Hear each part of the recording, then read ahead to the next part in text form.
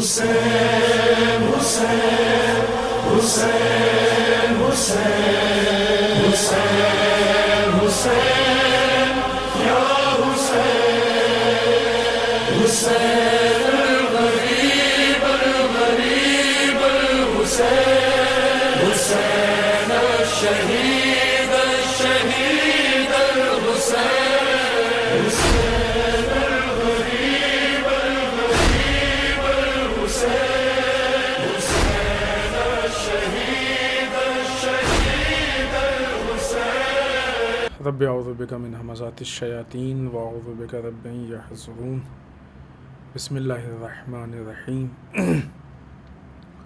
الحمد للہ الذی ہدانا لہذا وما كنا لنہتدی لولا ان ہدانا اللہ لقد جاءت رسل ربنا بالحق والصلاة والسلام علی سید اسلم ما فی الوجود سر اللہ کل موجود نقطة دائرة الوجود صاحب لواء الحمد والمقام المحمود سیدنا المجدد والمصطفى الامجد وبالقاسم محمد والصلاة والسلام علی آلہ الطیبین الطاہرین المعصومین المظلومین ولعنة الدائمة الباقیة علی اعدائهم اجمعین من الآن الى قیام یوم الدین اما بعد فقد قال حسین بن علی علیہم الصلاة والسلام علی ان الدعی ابن الدعی قد رکز بین اثنتین بین السلة والذلة وحیحات من الذلة۔ سرکار سید الشہداء کے اقوال میں سے نہایت مشہور اور بہت ہی پرمعنی قول کی جس میں آپ کی تحریک کی بنیادی بات ذکر کی آپ نے، آپ ارشاد فرماتے ہیں کہ آگاہ ہو جاؤ کہ یہ نامراد پست فطرت کی جو ایک نامراد اور پست فطرت کا بیٹا ہے، اس نے ہم کو اس دوراہے پہ لا کے کھڑا کر دیا ہے کہ جس کا ایک راستہ اسلحوں کا یعنی موت کا یا شہادت کا راستہ ہے اور دوسرا راستہ ذلت کا راستہ ہے، اور پھر اس کے بعد امام فرماتے ہیں کہ ہیہات کی ہم ذلت تک پہنچیں۔ اس کے ضمن میں خطبہ جناب زینب سلام اللہ علیہا اور معیار عزت و ذلت کے عنوان سے جس گفتگو کا آغاز ہوا تھا وہ آج اپنے 11ویں مرحلے میں ہے۔ گفتگو کے آغاز میں ہم نے بات پیش کی تھی کہ عزت اور ذلت کا بنیادی مفہوم اور معنی کیا ہے، یعنی انسان کی وہ حالت کی جس میں وہ شکست کو قبول نہ کرے۔ یہ شکست قبول نہ کرنا یہ سرکار سید الشہداء یا ثانیہ زہرا سلام اللہ علیہا کی نگاہ میں یا ان کی سیرت میں یہ اس کا مفہوم کیا ہے؟ اگر یہ ہمارے لیے واضح ہو جائے تو اصل عزت و ذلت کو ہم حاصل کر سکتے ہیں۔ جس گفتگو کی بنیاد اس مقام سے تھی کہ عزت کا بنیادی ترین راستہ ہے اللہ کی اطاعت یا انسان اللہ والا ہو جائے، کیونکہ ساری عزت کا مالک اللہ ہے، اور جب اللہ ساری عزت کا مالک ہے تو لوگوں کو عزت اور ذلت اسی کے وسیلے سے یا اسی کے حوالے سے یا اسی کی طرف سے ملتی ہے۔ کربلا کی تحریک میں سرکار سید الشہداء نے اپنے چاہنے والوں کے لیے وہ راستہ پیش کیا ہے، اور ثانیہ زہرا سلام اللہ علیہا نے اپنی گفتگو میں بالخصوص اپنے خطبے میں اس کی وضاحت کی ہے کہ دنیا یہ واضح اس کے لیے ہو جائے کہ عزت اور ذلت کا اللہ کے نزدیک کیا مفہوم ہے اور لوگوں کے نزدیک کیا مفہوم ہے۔ در واقع کربلا کی جنگ کو ہم اس اعتبار سے بھی تعبیر کر سکتے ہیں کہ یزید یا عبید اللہ ابن زیاد یا پسر سعد، یہ لوگ جو دنیا جس کو عزت کہتی ہے اس عزت کو تلاش کر رہے تھے، کوفے والے بھی اسی عزت کو تلاش کر رہے تھے جس کو دنیا عزت کہتی ہے، جس کی کوئی حقیقت نہیں تھی، لیکن سرکار سید الشہداء اس عزت کو لے کے چل رہے تھے، ثانیہ زہرا اس عزت کو لے کے چل رہی تھیں کہ جو اللہ کے نزدیک عزت ہے، جو واقعی عزت ہے، اور یہ وہ عزت ہے کہ جس عزت کو کوئی نہ چھین سکتا ہے اور نہ ختم کر سکتا ہے۔ دنیاوی عزت،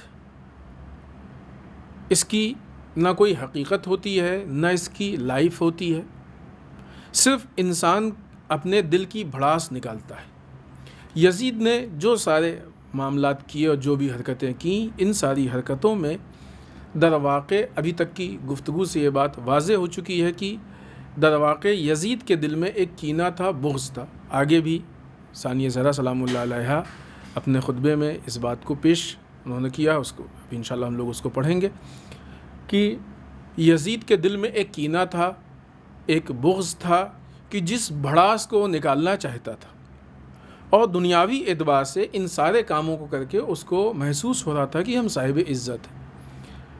بہت اہم مفہوم اس میں یہ بھی سامنے آتا ہے کہ بعض اوقات جب انسان کسی سے اس کو تکلیف یا اذیت ہوتی ہے تو اس وقت وہ اپنے سمجھے ہوئے راستے کے مطابق کبھی چار باتیں سنا کے، کبھی مار کے، کبھی نقصان پہنچا کے، کبھی گالی دے کے، کبھی کچھ کر کے اس کو ایسا لگتا ہے کہ ہم نے اس کو ذلیل کر دیا اور ہم مثلاً عزت پا گئے۔ اگر یہ راستہ جو بھی اس نے کیا ہے کہ مثلاً یقیناً گالی دینا اسلامی راستہ نہیں ہے، اگر یہ راستہ غیر اسلامی ہے تو یقیناً یہ عزت نہیں پا سکتا ہے۔ سامنے والا ذلیل ہوا کہ نہیں ہوا یہ اس پہ ڈیپینڈ ہے کہ اس کا راستہ کیا ہے۔ اگر اس کا الہی راستہ ہے تو اس کو کوئی ذلیل نہیں کر سکتا ہے، لیکن اگر اس کا عوامی راستہ ہے تو پھر دیکھا جائے گا کہ جو دوسری پارٹی ہے جو کرنا چاہ رہا ہے یہ آیا کس راستے پہ چل رہا ہے، الہی راستے پہ چل رہا ہے کہ نہیں۔ مثلا ایک آدمی چاہتا ہے گالی دے کے کسی کو بے عزت کر دے، تو ہو سکتا ہے ایک آدھ دو سننے والے کہیں کہ ہاں آج اس نے اس کو خود سنا دی چار گالیاں اور بہت بڑی بڑی گالی سنائی، تو یہ ان کی اپنے ذہن کی پستی ہے کہ وہ اس چیز کو اچھا سمجھ رہے ہیں، لیکن الہی نظام میں، الہی سسٹم میں اس سے کوئی ذلیل نہیں ہوا کرتا ہے۔ اگر اس نے چار باتیں سنا دیں، اس نے اس کو نقصان پہنچا دیا۔ یزید نے کیا کیا؟ ثانیہ زہرا سلام اللہ علیہا کے قافلے کو اور اس سے پہلے سرکار سید الشہداء کو بظاہر نقصان پہنچایا، اور اس کو ایسا لگا کہ اس سے ہم کو عزت مل رہی ہے، لیکن چونکہ یہ ساری کوشش، یہ سارے کام الہی راستے کے مطابق نہیں تھے، اور یقیناً نہیں تھے، ظاہر سی بات ہے کیسے ہو سکتا ہے کہ ایک آدمی سرکار سید الشہداء کے مقابلے میں ہو، الہی راستے پہ ہو، ممکن ہی نہیں ہے، ہو ہی نہیں سکتا ہے، چونکہ الہی تو لہٰذا ممکن ہی نہیں کہ کہیں سے بھی عزت ہو۔ ثانیہ زہرا نے اس بات کو اتنا واضح کر دیا لوگوں کے سامنے کہ جو لوگ بھی کوفے کے دربار میں ہوں یا شام کے دربار میں ہوں، ان کے لیے عزت اور ذلت اظہر من الشمس ہو گئی۔ یہاں پہ ایک چیز اور بہت لوگوں کو اس میں یعنی سوء تفاہم ہوتا ہے، بات جو ہے وہ بہت واضح نہیں ہوتی ہے کہ جب اس طرح کی حرکت آدمی کرتا ہے اور کرنے کے بعد اس کی زندگی نارمل رہ جاتی ہے یا کچھ اچھا ہو جاتا ہے اس کی زندگی میں، تو فوراً اس کو دلیل بنا لیتا ہے کہ یہ ہم نے جو کیا تھا اچھا کیا تھا، لہٰذا یہ ہم کو اللہ کی طرف سے مدد ملی ہے، اللہ کی طرف سے ہم کو یہ ہیلپ ملی ہے۔ لہٰذا کل کی گفتگو کے آخر میں جو آیت شریفہ ہم نے پیش کی تھی، جہاں پہ گفتگو ختم ہوئی تھی کہ حق کا انکار کرنے والے یہ خیال نہ کریں کہ ہم نے انہیں جو مہلت دی ہے وہ ان کے لیے بہتر ہوتا ہے نا۔ عام طور سے انسان اس چیز کو دلیل بنا لیتا ہے، مثلا اختلاف ہوا، مثلا آج کی جو حکومت ہے، سامنے کی مثال، آج کی جو حکومت ہے، ابھی جو کچھ بھی یہ کر رہے ہیں چونکہ صحیح راستے سے نہیں کر رہے ہیں، ہندوستان کی ہم جو سینٹرل میں حکومت ہے اس کی بات کر رہے ہیں بالخصوص، یہ ان کے اثرات جہاں پہ یہ جو بھی وہ کر رہے ہیں یہ ایک صحیح راستے پہ نہیں کر رہے ہیں، لہٰذا ہو سکتا ہے کہ کچھ پست لوگ واہ واہی کریں اور سمجھیں کہ وہ صاحب عزت ہے، اگرچہ ابھی ان کی جو بے عزتی ہے وہ اتنی تیزی سے پھیل رہی ہے کہ اکثریت جو ہے وہ تھو تھو کر رہی ہے اور بہت زیادہ لوگ نفرت اور غم و غصے کا اظہار کر رہے ہیں. اور یہ کافی پرانی بات ہے کہ جب کورٹ نے لوگوں سے ریکویسٹ کی کہ مثلا ان کی عزت کی جائے. ابھی اس سے زیادہ جو ہے وہ ضلالت کی دلیل کیا ہوگی. اب ان حالات میں مثلا پہلے الیکشن میں جیت کے آیا اور بہت کچھ الٹا سیدھا کیا، بلکہ اور پہلے سے لے گجرات میں الٹا سیدھا کیا، قتل عام کیا، اور اس کے بعد جو ہے وہ سینٹر میں آئے. تو ایسا لگ رہا ہوگا کہ دیکھو اوپر والے نے، اب جو بھی ہو، ہر آدمی اپنے مذہب کے حساب سے اللہ کہے، ایشور کہے، جو بھی کہے، اوپر والا کہے، جو بھی کہے، دیکھ لو خالق نے، مالک نے، اللہ نے، ایشور نے ہم کو عزت دی، کتنا اچھا کام کیا ہم نے، اس نے ہم کو جو ہے اس کا خوب. کیسے ہو سکتا ہے؟ کس مذہب کی بنیاد پہ بے گناہوں کا قتل، ماؤں کے پیٹ سے معصوم بچوں کو نکال کے قتل کرنا صحیح اور جائز ہے؟ جس نام پہ، جس رام کے نام پہ اور جس مذہب کی بنیاد پہ یہ سارے کام کیے جا رہے ہیں، اس میں جس بدترین کردار کو پیش کیا جاتا ہے راون کو، اس نے بھی اتنی پست و ذلیل و گھٹیا حرکت نہیں کی تھی. کیسے اس کو کوئی مذہب کیسے اس کو صحیح قرار دے سکتا ہے؟ لہٰذا اب ان کو ایسا لگے گا کہ ہم نے اچھا کیا ہے، ہم کو ترقی ملی. پھر پہلے الیکشن میں بدعنوانی کی، الٹا سیدھا کیا، اور واقعی بہت سے لوگوں کے لیے ابھی تک یہ چیزیں کلیئر نہیں تھیں، لہٰذا تعریف بھی کر رہے تھے. لیکن جب جیت کے آئے دوسرے الیکشن میں تو کیا ذہن میں آئی ہوگی بات، یا عام طور سے کیا لوگ ایسے دیکھے ہو، ماشاءاللہ اللہ نے بھی ساتھ دیا، ایشور نے بھی ساتھ دیا، خالق اور مالک نے بھی ساتھ دیا، ایسا اس طرح سے کہا جاتا ہے. یہ ایسا کیا ہے اس لیے. حالانکہ یہاں پہ خود اس پہ گفتگو کرنے کی ضرورت ہے کہ مثلا جو جیتنے کے پیچھے جو لوگوں کے تبصرے ہیں اور جو باتیں ہیں اور جو الزامات ہیں وہ اپنی جگہ پہ الگ ہیں، کہ ابھی اس پہ ہم کو گفتگو نہیں کرنی ہے. تو آیا حکومت میں آنا یا اب تک حکومت میں باقی رہنا، یہ اس کو الہی تائید سمجھا جائے گا، اور اس بنیاد پہ یہ فیصلہ کیا جائے گا کہ اب تک جو کچھ کیا تھا وہ سب صحیح تھا؟ یہ فیصلہ ہوگا کہ اب تک جو کچھ ہوا ہے وہ سب صحیح ہے؟ نہیں. یہاں پہ ثانیہ زہرا نے جس آیہ شریفہ کو یزید کے لیے پڑھا تھا، اس کردار کے جتنے لوگ ہیں ان سب کے لیے یہ آیہ شریفہ ہے. یہ آیات کو، ان باتوں کو، ثانیہ زہرا کے خطبات کو ماضی سے مخصوص کر کے دامن نہیں جھاڑا جا سکتا ہے. اس وقت تک کوئی گفتگو مکمل ہی نہیں ہے جب تک اس کا فیصلہ اپنے زمانے میں یا اس کا نتیجہ، اس کا مصداق اپنے زمانے میں نہ دیکھا جائے. اور اگر اس کو کوئی ماضی سے مخصوص کر دیتا ہے تو اس کا مطلب یہ کہ وہ چشم پوشی کر رہا ہے، آنکھ بند کر رہا ہے، وہ اپنے آپ کو چھپا رہا ہے، نظر انداز کر رہا ہے ان باتوں کو، اور جو کہ خیانت ہے دین کے ساتھ، انسانیت کے ساتھ، انصاف کے ساتھ، عدل کے ساتھ خیانت ہے یہ.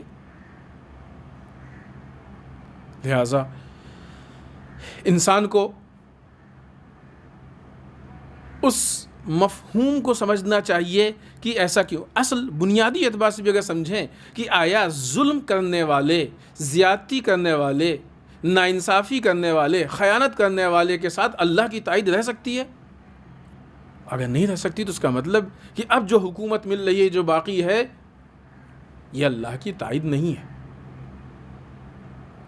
یزید نے اتنا بڑا ظلم کیا، نواسہ رسول کو قتل کیا، جوانان جنت کے سردار کو قتل کیا،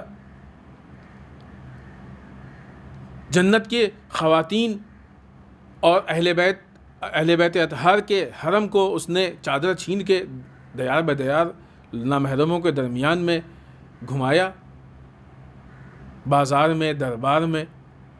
تو آیا اس کے بعد اب اگر یزید کی حکومت باقی ہے تو کیا اس کا مطلب یہ کہ یہ اللہ کی طرف سے تائید ہے؟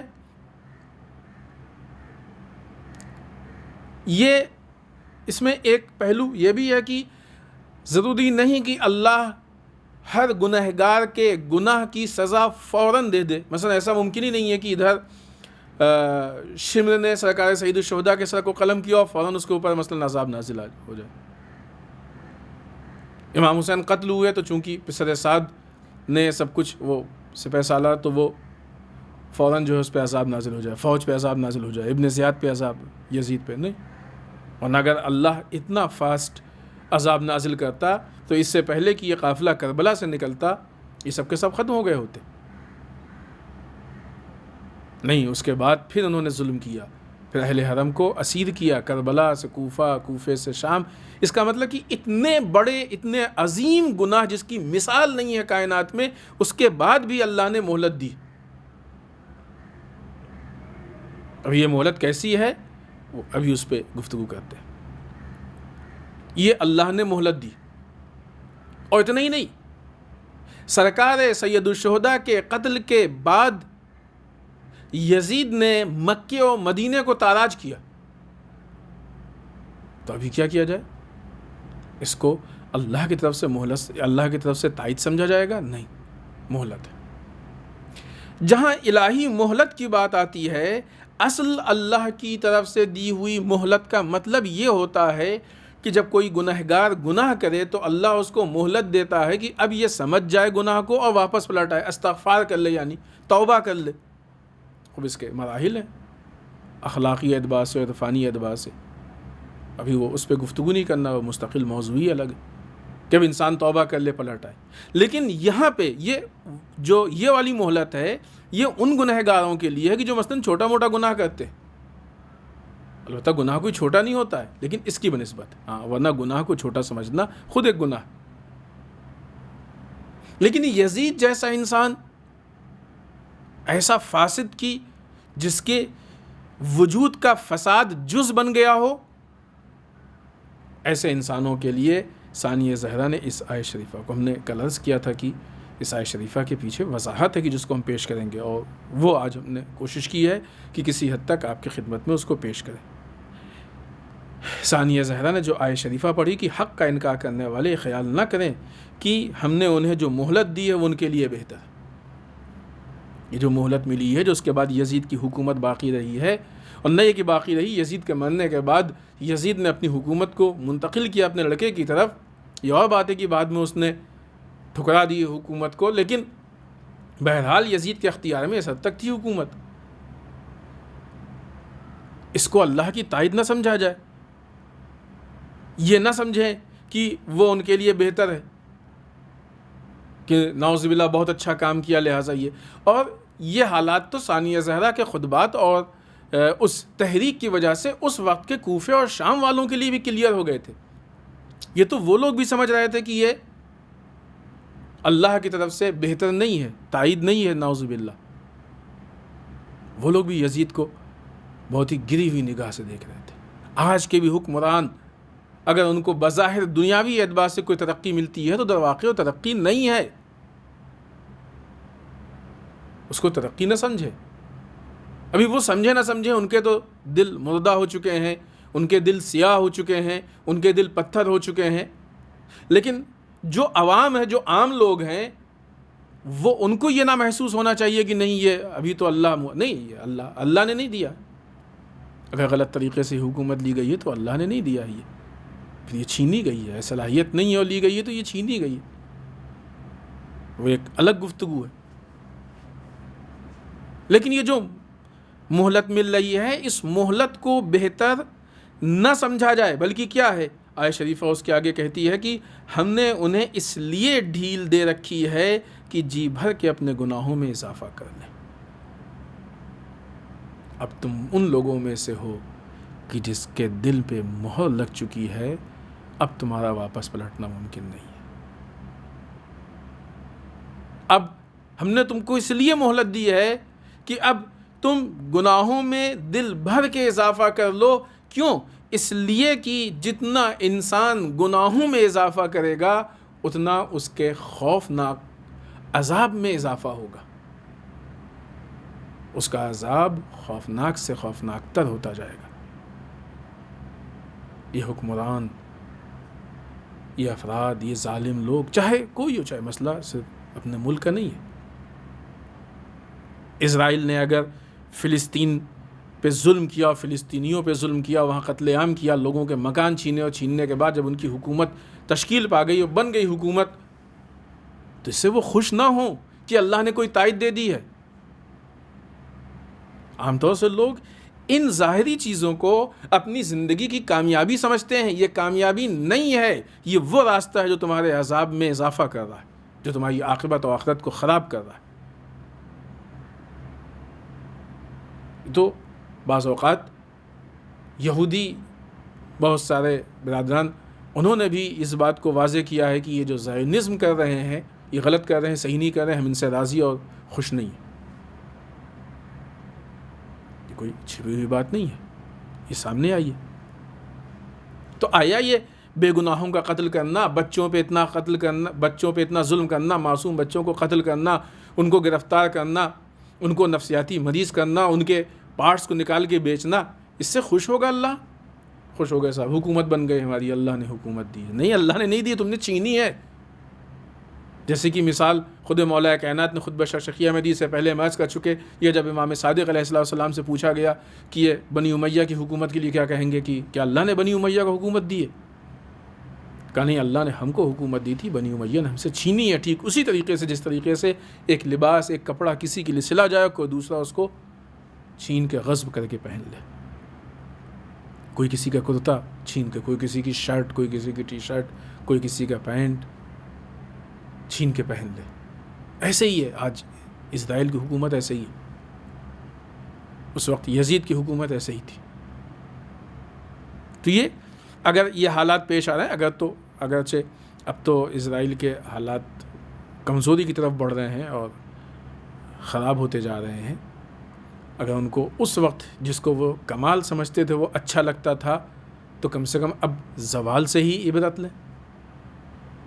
لیکن جب آنکھیں بند ہو جاتی ہیں، انسان فساد کا مجسمہ ہو جاتا ہے، اس وقت عبرتیں سامنے ہوتی ہیں لیکن وہ عبرتیں نہیں لے پاتا۔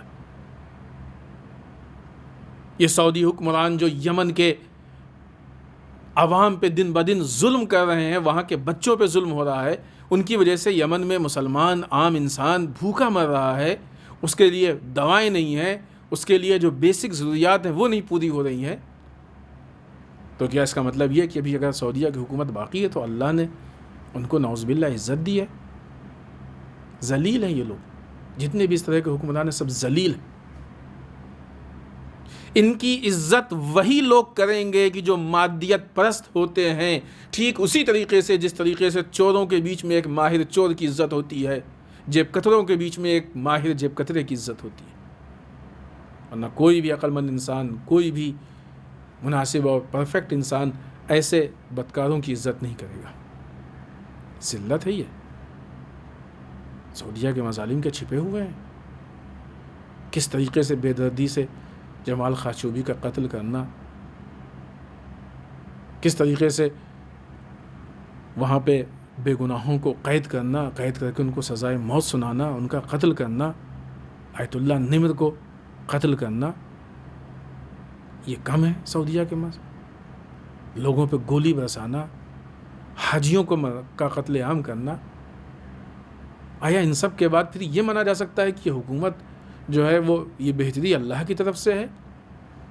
نہیں، یہ اللہ کی طرف سے نہیں ہے۔ در واقع یہ اللہ ایسے لوگوں کو مہلت، اور جہاں بھی دنیا میں جس کونے میں اس طرح کے افراد ہیں، چاہے وہ نارمل لوگ ہوں جو اپنی ذاتی زندگی میں یہ کام کر رہے ہوں، چاہے وہ حکمران ہوں، کہ عام طور سے جتنے آدمی کے پاس اختیارات زیادہ ہوتے ہیں اتنا اس کے پاس ظلم کرنے کے امکانات ہوتے ہیں، اور جب انسان حکومت پہ پہنچتا ہے تو پھر وہاں پہ زیادہ ظلم کرنے کے امکانات ہوتے ہیں، پھر وہ بڑا ظالم بنتا ہے۔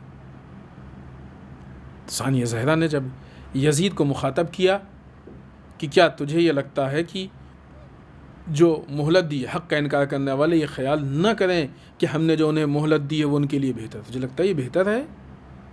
بی بی کہنا چاہتی ہیں کہ نہیں، اس کو بہتر مت سمجھو، تم اس حکومت پہ ناز کر رہے ہو، جس حکومت پہ ناز کر رہے ہو یہ حکومت تم کو تمہاری ذلت سے نہیں بچا سکتی۔ حکمران اس بات کو سمجھ لیں۔ آج بھی کورٹ کی یہ ریکویسٹ کہ آپ لوگ رسپیکٹ کیجئے، یہ اس بات کی دلیل ہے کہ یہ ساری حکومت اور دھاندلی اور میڈیا کا جھوٹ بولنا، یہ سب مل کے دنیاوی اعتبار سے ان کو عزت نہیں دے پائے۔ تبھی تو مجبور ہوئے کہ کورٹ کے توسط سے عزت کی بھیک مانگی جائے. لیکن مسئلہ صرف ان کا نہیں ہے، یہ ذلت صرف ان کی نہیں ہے کہ جو ظلم کر رہے ہیں، یہ ذلت ان کی بھی ہے جو اس ظلم کو دیکھ کے خاموش بیٹھے ہیں. والحیات مع الظالمین الا براما، ظالمین کے ساتھ خاموشی سے چپ رہ جانا یہ ذلت کی زندگی ہے. یہ ان کی بھی ذلت ہے، وہ بھی ذلیل ہیں جو خاموش بیٹھے ہیں اور بول نہیں رہے. کیونکہ ایسے افراد کو جو پاور ملتا ہے، جو طاقت ملتی ہے، وہ طاقت انہی لوگوں کی وجہ سے ملتی ہے جو خاموش بیٹھتے ہیں، جو چپ رہتے ہیں. لہذا ثانیہ زہرا نے پھر آیت کو مکمل، بلکہ ہم نے انہیں اس لیے ڈھیل دے رکھی ہے کہ جی بھر کے اپنے گناہوں میں اضافہ کر لیں. ٹھیک ہے، تم ظلم کر رہے ہو، زیادتی کر رہے ہو، گناہ کر رہے ہو، ٹھیک ہے، تم کو اور مہلت دیتے ہیں، دیکھتے ہیں تم کتنا گناہ کرتے ہو، دیکھتے ہیں تمہارا جتنا دل چاہے اضافہ کر لو. لیکن جتنا یہ گناہ میں اضافہ ہوتا جائے گا ان کے لیے خوفناک عذاب معین کیا جا چکا ہے. تمہارے لیے عذاب معین ہو گیا ہے، یہ عذاب تم تک پہنچے گا. پھر اس کے بعد اب اس کو کہہ سکتے ہیں کہ خطبے کا دوسرا حصہ ہے. ثانیہ زہرا نے دوسرے حصے میں قدم رکھا اور بہت عجیب انداز سے یزید کو مخاطب کیا. اور پھر یہاں پہ دیکھیں بہت ساری بنیادی چیزیں ہیں کہ جہاں سے انسان عزت و ذلت کو محسوس کرتا ہے یا ملتی ہے، مثلا دونوں اعتبار سے. ثانیہ زہرا نے ان سارے پوائنٹس کو ٹچ کیا. ہم ارادہ تو یہی ہے کہ خطبے کو پورا پڑھیں، لیکن شاید پورا خطبہ نہ ہو پائے، لیکن وہ باتیں کہ جو ثانیہ زہرا کے خطبے کی روشنی میں عزت و ذلت سے متعلق ہیں، کچھ پوائنٹس ہم پیش کرنے کی کوشش کریں گے تاکہ کل کی گفتگو میں اپنی بات کو مکمل کر سکیں. اور خود اس عنوان کا اس میں سے پیش کرنا یہ ایک الگ چیز ہے، خطبے کی شرح الگ چیز ہے. ابھی ہماری گفتگو خطبے کی شرح نہیں ہے. کبھی انشاءاللہ اگر اللہ نے توفیق دی تو اس وقت پھر پورے خطبے کو پڑھ کے اور ایک لفظ ایک جملے کی شرح، ایک پیراگراف کی شرح انشاءاللہ پیش کرنے کی کوشش کی جائے گی. اس کے بعد ثانیہ زہرا نے عجیب انداز سے گفتگو کی یزید سے، امن العدل یبن الطلقاء. طلقاء کا ان لوگوں کو کہا جاتا ہے کہ جن غلاموں کو آزاد کیا گیا، ان کو کہتے ہیں طلقاء. یبن الطلقاء، طلقاء کے لڑکے. لیکن عرف عام میں ابھی چونکہ اولاد سے پہلے بھی عرض کیا تھا کہ اولاد کا لفظ جو ہے بہرحال جمع کے معنی میں، لیکن عموماً ابھی اردو میں واحد کے لیے استعمال ہونے لگا ہے، ورنہ اولاد یعنی بہت سارے لڑکے کسی کے، لیکن واحد میں استعمال ہونے لگا ہے. تو یہاں پہ اگر اردو میں کوئی کہے اس بات کو تو شاید وہ یہ اندازہ ہوگا، امن العدل، کیا یہ انصاف ہے، عدالت ہے؟ تو اب اگر اس جملے کا ترجمہ کیا جائے، امن العدل یبن الطلقاء، اے طلقاء کی اولاد، کیا یہ انصاف ہے تیری طرف سے؟ کیا یہ تیرا انصاف ہے؟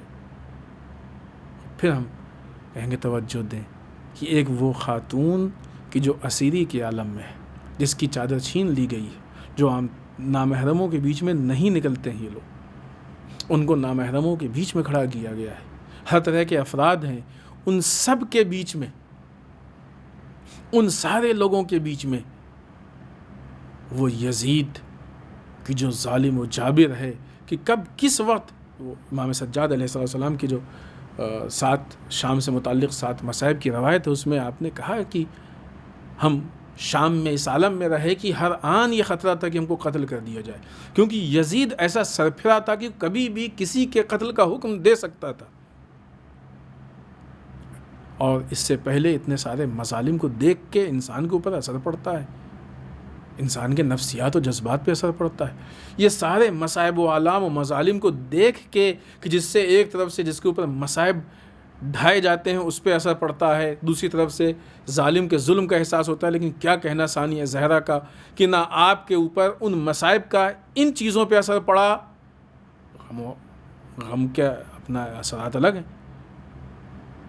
مصیبت کے وہ حالات الگ ہیں، اور نہ ہی کسی اعتبار سے ان چیزوں کی بنیاد پہ یزید سے ذرا سا بھی آپ کو نعوذ باللہ استغفر اللہ حیبت یا خوف محسوس ہوا. تبھی تو اتنی آسانی سے یزید کو کس دلیرانہ اور شجاعانہ انداز سے آپ خطاب کر رہی تھیں، آمن العدل یا ابن الطلقہ، اے آزاد کیے ہوئے غلاموں کی اولاد، کیا یہ انصاف ہے؟ آسان ہے یہ بات بھرے دربار میں کہہ دینا؟ یہ در واقع عزت ہے، اس کو عزت کہتے ہیں۔ اور یہ وہ حقیقت ہے کہ جس کو سن کے یزید خاموش بیٹھا رہ گیا، اس کو ذلت کہتے ہیں۔ وہ لوگ کی جو مادیات میں عزت کو ڈھونڈتے ہیں، وہ لوگ کی جو اقتدار و حکومت میں عزت کو ڈھونڈتے ہیں، وہ دیکھ لیں کہ اتنی بڑی حکومت، فوج، ظلم، ستم، اسلحے، مال، دولت، ساری چیزیں مل کے بھی یزید کو بے عزتی سے نہیں بچا پائیں، یزید کو ذلت سے نہیں بچا پائیں۔ یہ ساری چیزیں پوری لگا کے بھی یزید اہل بیت اطہار علیہم السلام کی عزت پہ ذرا سا بھی اثر نہیں ڈال سکا۔ اب تو یہ بات سمجھ میں آنی چاہیے کہ عزت و ذلت اللہ کی طرف سے ہے، کیونکہ یہاں پہ بظاہر دنیاوی جتنے اسباب تھے وہ سب یزید کے پاس تھے، بظاہر کوئی بھی امام حسین یا اہل حرم کے پاس نہیں تھا، لیکن عزت تھی اہل حرم امام حسین کے پاس۔ کیوں؟ اس لیے کہ اہل حرم وہ تھے کہ جو اللہ کی مرضی کے مطابق تھے، اللہ ان کے ساتھ تھا، کیونکہ اللہ ان کے ساتھ تھا لہٰذا عزت ان کے ساتھ تھی۔ یزید کے پاس دنیاوی سارے وسائل تھے لیکن اللہ نہیں تھا، لہٰذا سب کچھ رکھ کے بھی ذلیل ہوا۔ ہم لوگ دنیاوی چیزوں میں عزت ڈھونڈتے، ہم لوگ مادی چیزوں میں عزت ڈھونڈتے، ہم لوگ عہدے میں، حکومت میں، اقتدار میں، اسلحوں میں، طاقت میں، ان چیزوں میں عزت ڈھونڈتے ہیں۔ حتیٰ گفتگو میں بھی یزید نے زر خرید خطیبوں اور شاعروں کے ذریعے سے کتنی اپنی تعریف کرائی، اور یزید کے خاندان میں بنی امیہ نے کتنی تعریف کرائی جھوٹی، اور کتنا اہل بیت کے خلاف پروپیگنڈا کیا۔ ٹھیک ہے کہ کچھ وقت تک وہ غافل لوگ اس غفلت میں رہے اور وہ احمق لوگ اس حماقت میں رہے، لیکن فائنلی نتیجتاً یہ بات کلیئر ہوئی کہ وہ سب جو کہ اہل بیت کے خلاف یا باتیں کر رہے تھے یا کروا رہے تھے، وہ سب ذلیل ہوئے۔ امام سجاد علیہ السلام نے جب شام میں خطبے کی اجازت مانگی ہے تو خطیب جو امام سے پہلے گفتگو کر چکا تھا، کیا کہا کہ لوگوں، مخلوق کی رضا کے لیے اللہ کو تو نے ناراض کر دیا، پھر اللہ کو ناراض کرنے کے بعد کہاں لوگ عزت ملنے؟ یہ کربلا کا بہت بنیادی مفہوم ہے، اور اگر یہ مفہوم انسان کو سمجھ میں آ جائے تو انسان پھر ظالموں سے، صاحبان اقتدار سے نہیں ڈرتا ہے، پھر انسان کسی بھی صاحب اقتدار، کسی بھی حاکم کے غلط فیصلوں سے نہیں ڈرتا ہے، کہ وہ صرف اور صرف اللہ سے ڈرتا ہے۔ اور یہ در واقع خود میں ایک شجاعت ہے، یہ ایسی شجاعت ہے کہ پھر ایک انسان پوری دنیا کے لیے بھاری ہوتا ہے۔ اور یہی وجہ ہے کہ آپ دیکھیں کہ جہاں جہاں پہ اس طرح سے لوگوں نے سر کو اٹھایا ہے اور زبان کھولی ہے، تو ایک شیخ نمر پوری سعودی حکومت کے لیے بھاری تھا، ایک شیخ زکزکی نائجیریا سے اسرائیل تک کی حکومت کے لیے بھاری۔ انسان اس طریقے سے حق گوئی سے بات کرے، اس طریقے سے حق کو پیش کرنے کی کوشش کرے۔ خوب، یہاں پہ ثانیہ زہرا نے جو جملہ کہا ہے اور بات جس انداز سے شروع کی ہے، بہرحال وہ اس کا پس منظر ایک اعتبار سے فتح مکہ ہے کہ جب مکے میں رسول اللہ صلی اللہ علیہ وسلم داخل ہوئے ہیں تو پھر آپ نے لوگوں کو آواز دی کہ تم سب کے سب جو ہے وہ آزاد ہو، اور سب کو بخش دیا، چھوڑ دیا۔ پوری ایک تفصیل ہے، بیک گراؤنڈ ہے کہ جس کو ابھی ہم نہیں چھیڑیں گے، اس کی طرف اشارہ، اور بہرحال جو بھی ہو۔ لیکن اچھا، یہ طلقہ فقہی اعتبار سے ثانیہ زہرا نے، دیکھیں یہ جو ثانیہ زہرا نے ابن طلقہ استعمال کیا ہے، اس کی کئی وجہ ہیں، کئی علل و اسباب ہیں۔ یہ ریزن یہ ہے کہ چونکہ ان لوگوں کو واقعی آزاد کیا گیا تھا، یاد کیوں دل آیا؟ کیونکہ اہل حرم کی روش یہ رہی ہے، سیرت یہ رہی ہے کہ جب غلام غلام رہے تب بھی اس کو غلام ہونے کا احساس نہیں ہونے دیتے تھے، ٹھیک ہے نہیں؟ امام علی علیہ السلام نے 2 کرتے لیے اور جو بہتر تھا وہ قمبر کو دیا پہننے کے لیے. یہ نہیں کہا کہ تم غلام ہو لہٰذا تم کو ہم بہتر دے رہے ہیں، احساس سے کمتری مبتلا ہو جائیں گے. یہ کہا کہ قمبر تم جوان تر ہو لہٰذا یہ بہتر اچھا والا تم پہنو، اور ہم تم سے زیادہ جو ہے وہ مسن ہے، یعنی سن ہمارا زیادہ ہے، لہٰذا یہ جو تھوڑا کم ہے یہ ہم پہنیں، تاکہ غلام کو غلامی کا احساس نہ ہو. لیکن وہ قمبر تھے، قمبر کی غلامی بھی آج علی کے چاہنے والوں کے لیے باعث فخر. وہ قمبر تھے. تو جہاں اہل بیت اطہار کی یہ سیرت ہے کہ کنیزوں کو اور غلاموں کو اس بات کا احساس نہ ہونے دیں، وہاں کیا وجہ ہے کہ ثانیہ زہرا نے بھرے دربار میں آ کے یبنۃ طلقہ کے لفظ کو استعمال کیا ہے، اس مفہوم کو استعمال کیا؟ چونکہ غلام، اب وہ تفصیل ہے، ہم اشارہ کر کے آگے بڑھیں کہ آزادی کے بعد بھی فقہی یا بعض اعتبار سے جن لوگوں نے غلاموں کو آزاد کیا ہے ان کو جو آزاد کیے گئے ہیں ان کے اوپر بعض حق شریعت نے دیا، بعض حق شریعت نے دیا. شاید ثانیہ زہرا یہ یاد دلانا چاہتی ہوں کہ اگر تم ہماری جو الہی ولایت ہے اس کے منکر ہو تو کم سے کم یہ جو مادی چیز ہے، سامنے کی چیز ہے، اس کو تو فراموش مت کرو.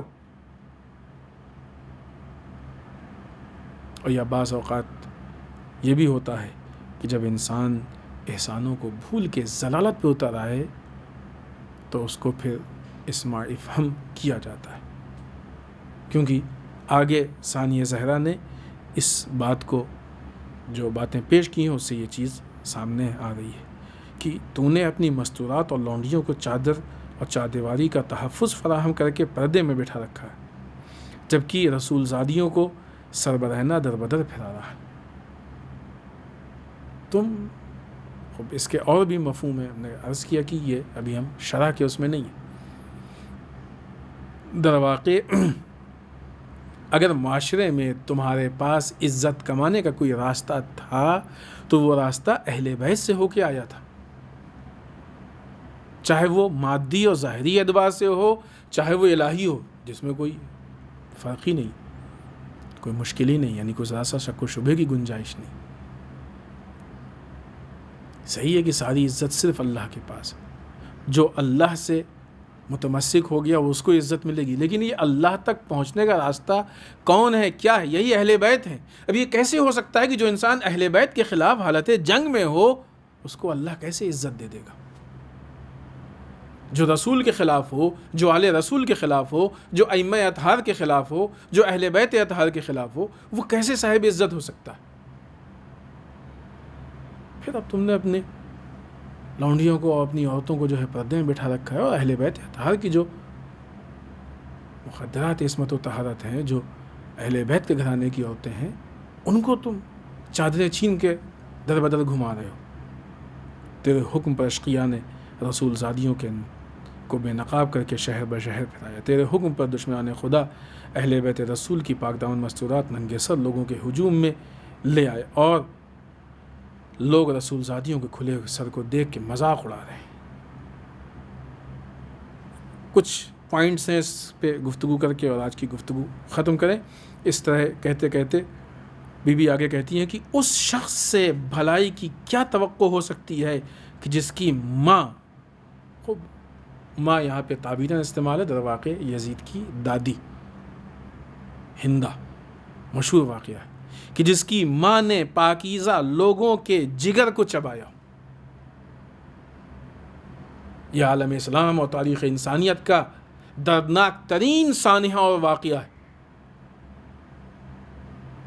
کہ جب احد کی جنگ میں جناب حمزہ کو قتل کروا کے ہندہ نے سینے کو چاک کر کے جگر کو نکال کے چبایا تھا. آیا اتنا ظلم، اتنی نفرت، اتنا بغض کسی میں ہو سکتا ہے؟ ثانیہ زہرا نے وہ خاندانی رشتہ بھی یاد دلایا، اور مسئلہ خاندانی رشتے کا نہیں تھا، عادتیں مل رہی تھیں۔ بی بی نے بتایا کہ جہاں یہ داستان ہو، جہاں اس حد تک بغض ہو، جہاں اس حد تک ظلم ہو، اتنی گھنونی حرکت ہو، جہاں پہ آیا اس سے کوئی بھلائی کی امید رکھ سکتا ہے؟ ایسے لوگوں سے کوئی بھلائی کی توقع رکھ سکتا ہے؟ لہذا اس سے بھلائی کی توقع کیا ہو سکتی ہے کہ جس کی ماں یعنی یزید کی دادی نے پاکیزہ لوگوں کے جگر کو چبایا۔ بغض کی ایک انتہا ہوتی ہے، جگر نکال کے چبانا، واقعی چبانا۔ یہ کوئی چھوٹی بات نہیں ہے، بہت گھنونی بات ہے، بہت پست بات ہے، بہت ذلیل حرکت ہے۔ اور روایت میں تو بازوؤں پہ اور سخت ہے کہ اعضا کو کاٹ کے جناب حمزہ کے، اور اس بدبخت نے اس کا ہار بنا کے پہنا تھا، نہیں معلوم، واللہ اعلم، وغیرہ وغیرہ۔ پھر اس کے بعد بی بی یہ 2-3 جملے اسی انداز کے بی بی نے بیان کیے ہیں، جلدی سے ہم ان کو پیش کر دیں۔ اس شخص سے انصاف کی کیا امید ہو سکتی ہے کہ جس نے شہیدوں کا خون پی رکھا؟ شہید یعنی برحق، شہیدوں کا خون کرنے والا، شہیدوں کو قتل کرنے والا یعنی باطل، اس سے کیا امید رکھی جا سکتی ہے؟ پھر اس کے بعد تیسری چیز جو اسی سے متعلق بی بی نے ارشاد فرمائی، وہ شخص کس طرح ہم اہل بیت پر مظالم ڈھانے میں کمی کر سکتا ہے جو بغض، عداوت اور کینے سے بھرے ہوئے دل کے ساتھ ہمیں دیکھتا ہو۔ تمہارے دل میں بغض ہے، کیسے ہم تم سے ذرا سے بھی مظالم ڈھانے میں کمی کی امید رکھ سکتے ہیں؟ سوچیں آج کے وہ حکمران کہ جن کا شیوا ہے شہیدوں کا خون پینا، جن کے دلوں میں بغض بیٹھا ہوا ہے، کینہ بیٹھا ہوا ہے، کیسے ان سے عدل و انصاف کی، کیسے ان سے ہم فلاح و بہبود کی امید رکھ سکتے ہیں؟ اے یزید، کیا تجھے شرم نہیں آتی کہ تو نے اتنے بڑے جرم کا ارتکاب کرنے اور اتنے بڑے گناہوں کو انجام دینے کے باوجود فخر و مباحت کرتا ہوا یہ کہہ رہا ہے کہ آج اگر میرے اجداد ہوتے؟ بس اس گفتگو کو یہاں پہ ختم کرتے ہیں، اور انشاءاللہ اسی جگہ سے کل کی گفتگو کو شروع کریں گے کہ ثانیہ زہرا نے جس شجاعانہ انداز میں، جس دلیرانہ انداز میں یزید کو للکار کے قرآن سے، حالات سے، یزید کے خاندانی حالات سے، اپنے خاندانی بیک گراؤنڈ سے یہ ساری چیزیں پیش کی کہ رہتی دنیا تک کے لیے یہ بھی کلیئر ہو جائے کہ حسینیت اور یزیدیت کا فرق کیا ہے، اور رہتی دنیا تک کے لیے انسان جب بھی ثانیہ زہرا کے خطبے کو پڑھے تو اس کو اپنے زمانے کے آئینے میں اپنی ذمہ داری کا احساس ہو جائے۔ یہ بہت بڑا ایک میسج ہے اور پیغام ہے جو ثانیہ زہرا نے ہم سب کو دیا ہے، اور ہمیں چاہیے کہ ہم اس میسج پہ عمل کریں تاکہ اپنے زمانے میں اپنے معاشرے کی اصلاح کر سکیں، وہ چیزیں کہ جو ہمارے لیے جن کی قدر و قیمت ہے اس کی حفاظت کر سکیں۔ آج چند جملے مصیبت کے جناب عباس کے حوالے سے کہ سرکار سید الشہداء کے وہ سپہ سالار، تفصیلی مصائب نہیں، صرف چند جملے سرکار سید الشہداء کے وہ سپہ سالار کی جن کی واقعی دنیا میں مثال ملنا مشکل ہے۔ روایت میں ہے کہ جب یہ لوٹا ہوا سامان یزید کے دربار میں پہنچا ہے تو علم کو دیکھ کے یزید چونک گیا، اس نے سوال کیا کہ کربلا میں یہ علم کس کے ہاتھ میں تھا؟ کسی نے جواب دیا یزید یہ عباس کے ہاتھ میں تھا۔ یزید احترام میں کھڑا ہو گیا، کہا کیا ہوا یزید؟ کہا کتنا شجاع رہا ہوگا وہ کہ جس کے ہاتھ میں یہ علم تھا، کیا نہیں دیکھتے ہو کہ پورا علم تیروں سے چھلنی ہے، لیکن جس جگہ پہ علمدار کا ہاتھ ہوتا ہے وہاں پہ ایک بھی تیر کا نشان نہیں ہے۔ یہ جناب عباس کی شجاعت ہے کہ اتنے تیر، اتنی مصیبتیں، اتنے مصائب و آلام، لیکن ذرا سا بھی علم کے اوپر سے پکڑ کمزور نہیں ہونے پائی۔ وہ وقت کی جب سرکار سید الشہداء نے جناب عباس کو پانی لانے کا حکم دیا، آپ نے مشکیزے کو لیا اور مشکیزے کو لے کے آپ نہر فرات کی طرف بڑھے۔ فوجیں جناب عباس کو نہیں روک سکیں، آپ نہر تک پہنچے، مشکیزے کو تر کیا، مشکیزے کو بھرا اور اب واپس آنا چاہ رہے ہیں۔ فوجوں نے حملہ شروع کیا، تیروں کی بارش ہے، ہزاروں تیر انداز ایک ساتھ تیر اندازی کر رہے ہیں، لیکن کوئی بھی تیر عباس کو نہیں روک پا رہا ہے۔ بڑی تیزی سے ہیں عباس جو بڑھتے جا رہے ہیں۔ جب ان اشقیاء کو احساس ہوا تو کسی نے چھپ کے جناب عباس کے ایک بازو پہ حملہ کیا، آپ کا بازو قلم ہو گیا۔ آپ نے علم کو اور مشکیزے کو دوسرے ہاتھ میں لیا، اسداروں دوسرا بازو بھی آپ کا قلم کر دیا گیا۔ عباس اور آگے بڑھے، ابھی تھوڑا آگے بڑھے تھے، دانتوں سے مشکیزے کو پکڑے تھے کہ ایک ایسا تیر آیا جس نے مشکیزے میں چھید کر دیا، سارا پانی بہہ گیا۔ اب عباس کو محسوس ہوا کہ خیمے جا کے کیا کریں گے جب پانی نہیں رہا۔ ایک مرتبہ گھوڑے کے رخ کو پلٹا۔ روایت میں ہے کہ عباس گھوڑے کے ساتھ آگے بڑھتے جا رہے تھے، چاروں طرف سے حملے پہ حملہ ہوتا جا رہا تھا۔ ایک ایسا تیر آیا کہ جو آ کے عباس کے آنکھ میں پیوست ہو گئے۔ انسان کے آنکھ میں ذرا سا کوئی پتھر، چھوٹا سا سنگریزہ، کوئی چھوٹا سا تنکا اگر پڑ جائے تو انسان کو برداشت نہیں ہوتا ہے، فوراً ہاتھ آنکھ تک جاتا ہے تاکہ اس پتھر یا تنکے کو نکالا جائے۔ ہائے عباس کے آنکھ میں کوئی تنکا نہیں، پورا تیر پیوست تھا، لیکن جسم پہ ہاتھ نہیں، کیسے نکالتے؟ ایک بار عباس نے اپنے سر کو نیچے کیا، دونوں زانو بلند کیا، چاہا کہ تیر کو دبا کے نکال سکیں۔ ابھی سر کو جھکایا ہی تھا کہ ایک ایسا گرز سر پہ پڑا کہ عباس گھوڑے پہ نہ ٹھہر سکے، گھوڑے سے زمین پہ آئے۔ بہت سخت امتحان کا وقت تھا عباس کے لیے، اس لیے کہ جب بھی کوئی گھڑ سوار زمین پہ آتا ہے تو پہلے ہاتھ ٹیکتا ہے۔ عباس کے تو بازو قلم ہو چکے تھے۔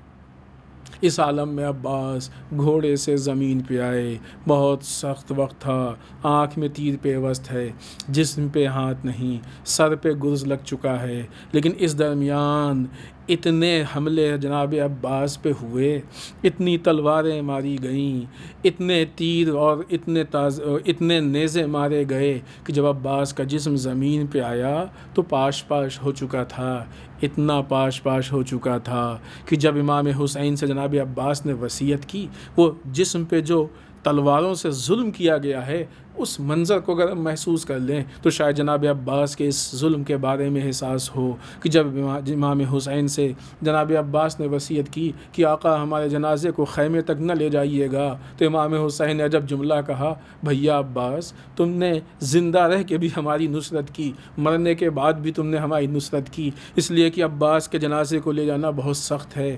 ہم لوگ تو یہی سمجھے کہ بھائی کے لیے بھائی کے جنازے کو اٹھانا سخت ہے، ایک ضعیف بھائی کے لیے جوان بھائی کے لاشے کو اٹھانا سخت ہے۔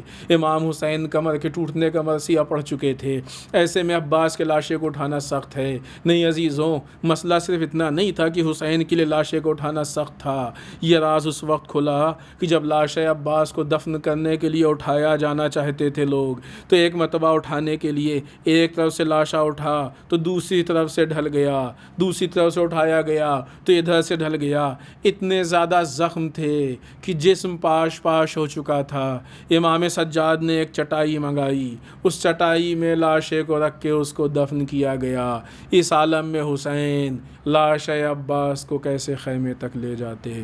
انا للہ و انا الیہ راجعون، بذنب قضاہ و تسلیم۔